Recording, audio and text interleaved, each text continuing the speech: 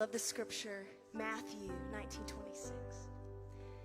In this scripture, Jesus says, with man, this is impossible. But with God, all things are possible. Maybe you find yourself in an impossible situation. You don't see a way around it. You don't see a way through it. You don't even know if you'll survive it.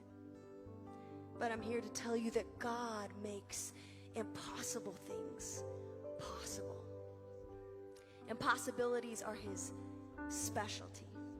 So whatever it is that you're facing, whatever difficulty you're walking through today, know that God is with you. He never fails. He can do the impossible, and just like we've been singing about, you will see the goodness of God in your life.